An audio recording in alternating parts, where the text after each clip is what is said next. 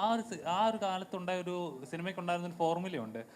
ചിരി, ഓരോ ലെവലിൽ ചിരിയുണ്ട്, ഫൈറ്റ് ഉണ്ട്, റൊമാൻസ് ഉണ്ട്, എല്ലാം ഒരു കറക്റ്റ് ഒരു ഫോർമുലയുണ്ട്. ഇപ്പോൾ ഇറങ്ങുന്ന സിനിമകളൊക്കെ കൂടുതൽ ഏതാണോ കോൺസെൻട്രേറ്റ് ചെയ്തത്, ത്രില്ലറാണെങ്കിൽ ത്രില്ലർ മാത്രം, കുറച്ചുകൂടെ എന്താ പറയാ, എന്താണോ ആ സീരിയസ് ആ സബ്ജക്റ്റിന് മാത്രം കോൺസെൻട്രേറ്റ് ചെയ്തിട്ടുള്ള സിനിമകളാണ്. അതൊരു മാസ് സിനിമകൾ അല്ലേ, എല്ലാത്തരം ഇമോഷൻസും ഉൾക്കൊള്ളുന്ന സിനിമകൾ അല്ലേ. ഇപ്പം ചോട്ടമുംബൈ പോലത്തെ സിനിമ, അപ്പം നരൻ പോലത്തെ സിനിമകളൊക്കെ കാണുമ്പോൾ നമുക്ക് തിയേറ്ററിൽ നിന്ന് കൂവാനും കൈയടിക്കാനും എഴുന്നേറ്റ് നിന്ന് തുള്ളാനും ഒക്കെ ഉണ്ടാകുന്ന ഒരു ഗൂസ്ബം മൊമെന്റ്സ് ഉണ്ട്. ശരിക്കും അങ്ങനത്തെ ഒരു സിനിമകൾ ഇപ്പം മലയാളത്തിൽ മിസ് ചെയ്യുന്നുണ്ടെന്ന് ചേട്ടൻ തോന്നുന്നുണ്ടോ? അതിൻ്റെ ഒരു തിരിച്ചറിവിൻ്റെ ദിവസങ്ങളാണ് ഇപ്പോൾ നമ്മൾ ഈ ചോട്ടമുംബൈ തിയേറ്ററിൽ വന്ന് ഇത്രയും തകർക്കുമ്പോൾ നമ്മൾ കാണുന്നൊരു വലിയ കാഴ്ച. അതൊരു തിരിച്ചറിവിൻ്റെ നിമിഷമാണ്. കാരണം പുതിയ ന്യൂജൻ പിള്ളേരാണ് മുഴുവൻ തുള്ളുന്നത്. ആ തല എന്നുള്ള പാട്ടിൽ ഞാൻ ഒരുപാട് റീൽസ് കണ്ടു അല്ലേ. മോള് തന്നെ എന്നെ ഒരുപാട് റീൽസ് കാണിച്ചു. എന്താ അത് കാണുമ്പോഴുള്ള സന്തോഷം. നമ്മൾ ആ 90s കാലഘട്ടത്തിലുള്ള സിനിമകൾ ഇപ്പോൾ പ്രേക്ഷകൻ വീണ്ടും വളരെ ഫ്രഷായിട്ട് ഏറ്റെടുത്ത് അതിന് നിറഞ്ഞാടുമ്പോൾ അല്ലെങ്കിൽ അത്രയും ആസ്വദിക്കുമ്പോൾ ഒരുപാട് സന്തോഷമുണ്ട്. ഞാൻ ഇന്നലെ എൻ്റെ ഒരു സുഹൃത്തിനോട് പറയായിരുന്നു, നമ്മുടെ രാജമാണിക്യം ഈ സമയത്ത് ഇറങ്ങേണ്ട ഒരു സിനിമയാണ്. ബിഗ് ബി, ബിലാലൊന്നും വേണ്ട, ബിഗ് ബി തന്നെ ഒന്നുകൂടെ ഒന്ന് ഇപ്പോൾ ഇറക്കിയാൽ എന്തായിരിക്കും അവസ്ഥ.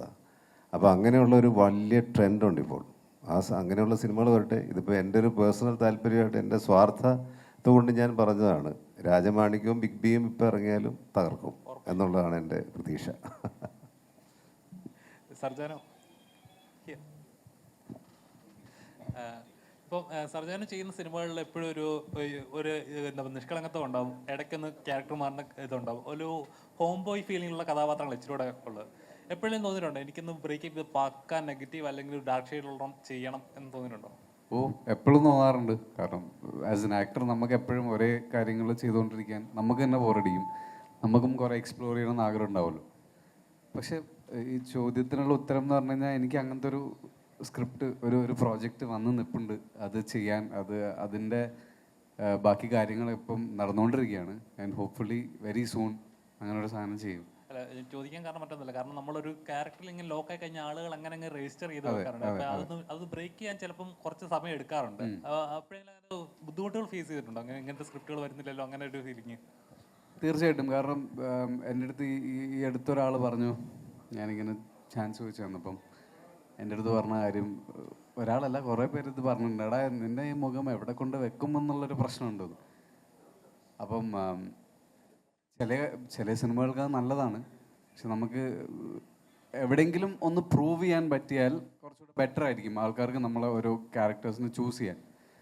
അപ്പം ഞാനിപ്പോൾ ചെയ്യുന്ന സിനിമകൾ ഇതുപോലും എനിക്ക് എൻ്റെ actor in me I would ഏതൊക്കെ തരത്തിൽ എനിക്കത് പ്രൂവ് ചെയ്യാൻ പറ്റും. കാരണം എനിക്ക് ഇനിയും പല ഷെയ്ഡ്സിലുള്ള ക്യാരക്ടേഴ്സ് എനിക്ക് ചെയ്യണമെന്നുണ്ട്. അപ്പോൾ അതിലോട്ടേക്ക് എത്തണമെങ്കിൽ എനിക്കൊന്ന് എല്ലാ സിനിമകളും നല്ല രീതിയിൽ ചെയ്താൽ അവിടെ എത്തും. ആൻഡ് ഇപ്പോൾ എനിക്ക് അങ്ങനത്തെ ക്യാരക്ടേഴ്സ് കുറച്ച് വരുന്നുണ്ട്. ആൻഡ് ഐ റിയലി ഹോപ്പ് ഒരു അങ്ങനൊരു ഭയങ്കര ഇന്നസെൻ്റ് ആയിട്ടുള്ളൊരു ക്യാരക്ടർ അല്ലാത്തൊരു ക്യാരക്ടർ എനിക്ക് കിട്ടണമെന്ന് ഭയങ്കര ആഗ്രഹമുണ്ട്. കേൾക്കുന്ന ഏതെങ്കിലും ഡയറക്ടർ റൈറ്റേഴ്സും ഉണ്ടെങ്കിൽ പ്ലീസ് കൺസിഡർ.